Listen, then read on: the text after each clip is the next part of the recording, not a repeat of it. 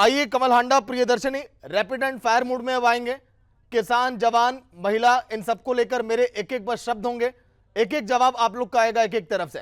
सबसे पहले जवान को लेकर आपने क्या किया? आपने मुझे जवानों के ऊपर प्रश्न पूछा तो मैं आपको बता दूं कि अग्निवीर जिस योजना के बारे में लोगों ने नैरेटिव गलत फैलाने की कोशिश की है, तो सागर जी, अग्निवीर योजना को हम लोग 100% गारंटी उसके बाद रोजगार दे रहे हैं उन बच्चों को।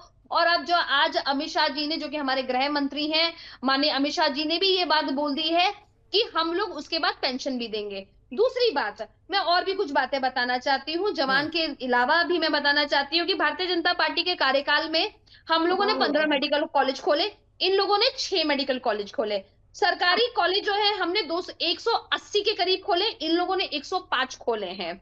मेडिकल कॉलेज पीजी सीट 1006 खोले हैं हमने, और इन्होंने 200 से भी कम खोले हैं। उसके बाद मैं आपको बता दूं, नागरिक अस्पताल हमने 72 खोले हैं, नागरिक अस्पताल इन लोगों ने 56 खोले हैं। हेल्थ एंड वेलनेस सेंटर हम लोगों ने 3132 खोले हैं, health and welfare centre 0।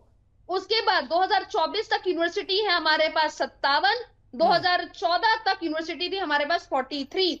Model senior संस्कृति विद्यालय 212 भारतीय जनता पार्टी ने खोले हैं, और इन लोगों ने 13 खोले हैं। ये है आंकड़ा, ये है डेटा, ये है भारतीय जनता पार्टी का आंकड़ा। उसके बाद दूसरी बात कि अब सबसे बड़ी बात कि जैसे ही पहली कलम से गलती से राहुल गांधी जी को, एक मंदबुद्धि बालक को, इन लोगों ने पावर दे दी, तो आप ये मान के चलिए कि देश में आरक्षण खत्म होगा। ठीक है प्रियदर्शनी, डिबेट के आखिरी 2 मिनट 30 सेकंड चारों प्रवक्ताओं के पास, शुरुआत आपसे ही। देखिए, वही मैं अपनी बात को कंटिन्यू करती हूँ, क्योंकि हमें भूल नहीं जाना चाहिए कि जिसकी जैसी सोच होती है वैसी ही उसकी बोली होती है। अंदरूनी रूप से इनकी सोच शुरू से ऐसी हुई है कि किस तरीके से वंचित वर्ग को वंचित रखा जाए, और यही कारण है कि इनकी दादी ने भी किस तरीके से हाशिए पे रखा जगजीवन राम को, ये सबको मालूम है। सीताराम केसरी जी को एआईसीसी के ऑफिस में नहीं घुसने दिया जा रहा था, एक दलित नेता की इन्होंने अवहेलना की, और सीताराम केसरी को भरी मीटिंग से उनको उठ के जाना पड़ा था। सागर जी, आप भी प्रदेश की जनता से कुछ अपील, कुछ संदेश।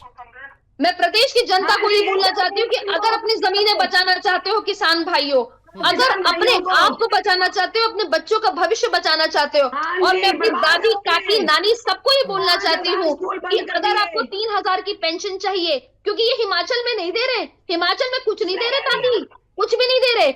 हिमाचल में इन्होंने 300 बिजली यूनिट के ऐसे प्रियदर्शनी आइए, वक्त कम। मेघराज यादव प्रवक्ता जेजेपी के। मेघराज जी, आखिरी 30 सेकंड आपके पास। हांडा जी, डिबेट ऐसे नहीं होती जैसे आप करती हैं। डिबेट के आखिरी लम्हे में मुझे कहना पड़ रहा है आपसे, आप ना किसी प्रवक्ता को आप सुनना चाहती हैं, ना जवाब आप देना चाहती हैं।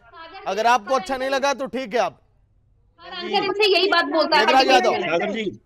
सागर जी, आपने 3 चीजें बोली है, जिसमें किसान की बात की, आपने महिलाओं की बात की है, आपने जो है एजुकेशन वगैरह की बात की है। तो मैं आपको बता देता हूँ, जो हमने साढ़े 4.5 साल सरकार में रहते हुए जो काम किए हैं, उन काम के बेस पर हमने किसानों का विशेष ख्याल रखा है, जिसके अंदर देखेंगे 2-4 रुपए के चेक की बजाय जो मुआवजा था, उनका मुआवजे के हिसाब से हमने उनको पैसा दिया है किसानों को। 14 फसलों को हमारे जो उस पे मैनिफेस्टो था उसके हिसाब से हम लेके आ पाए।